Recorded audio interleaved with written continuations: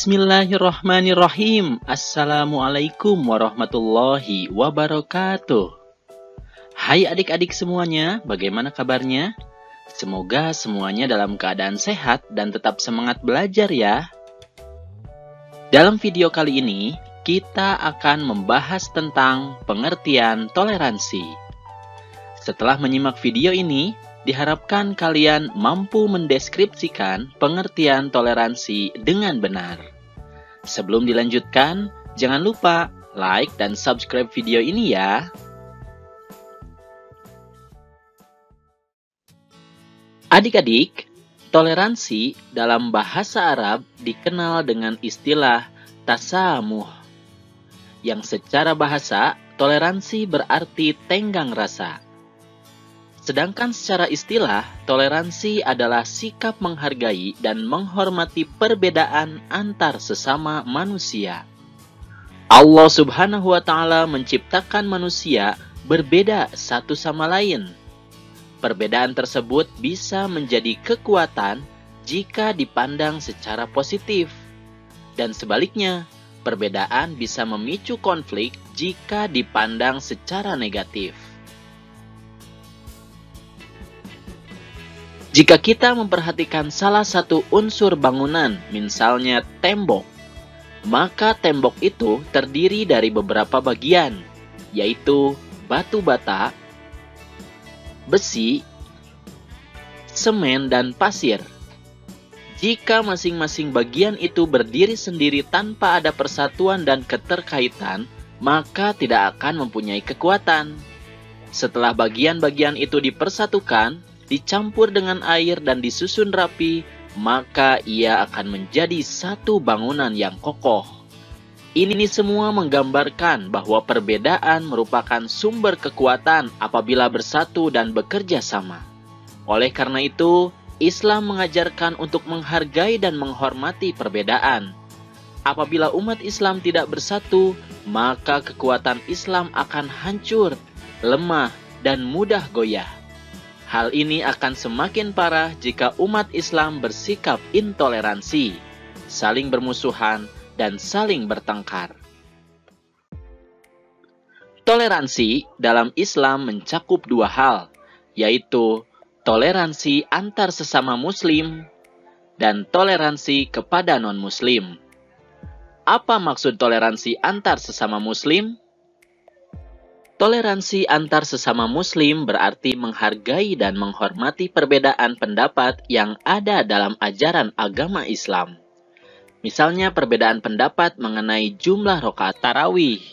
Ada yang melaksanakan sholat tarawih 8 rakaat ditambah 3 rakaat sholat witir. Sebagian yang lain melaksanakan 20 rakaat ditambah 3 rakaat sholat witir. Kedua pendapat ini harus dihargai dan dihormati, karena semuanya memiliki dasar masing-masing. Perbedaan-perbedaan seperti ini masih bisa ditoleransi karena berada pada masalah furu'iyah atau cabang, seperti jumlah rakaat sholat tarawih, doa kunut, dan lain-lain. Namun dalam urusan usul atau pokok, kita tidak boleh bertoleransi. Misalnya kitab suci Al-Quran, kiblat, dan nabi. Ada orang yang mengaku Islam tetapi kiblat sholatnya bukan di Ka'bah, kitab sucinya bukan, nabinya bukan Muhammad, maka kita harus menolak keras pendapat seperti ini. Namun tidak boleh berbuat anarkis atau menghakimi sendiri dengan tindakan kekerasan. Lalu, apa yang dimaksud toleransi kepada non-Muslim? Yang dimaksud toleransi kepada non-Muslim yaitu menghargai dan menghormati pemeluk agama lain untuk beribadah sesuai agama dan keyakinannya masing-masing. Rasulullah SAW telah mencontohkan toleransi antar umat beragama, baik ketika beliau di Mekah maupun di Madinah. Suatu ketika, orang-orang kafir Mekah menawarkan toleransi kepada Rasulullah SAW. Mereka menawarkan kompromi dalam hal ibadah.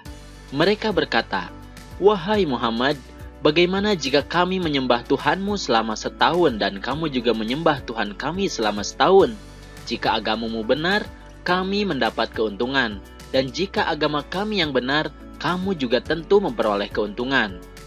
Rasulullah Shallallahu Alaihi Wasallam dengan tegas menjawab, "Aku berlindung kepada Allah agar tidak tergolong orang-orang yang bersikap dan berperilaku syirik atau menyekutukan Allah."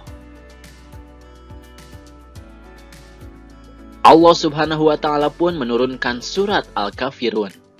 Bismillahirrahmanirrahim.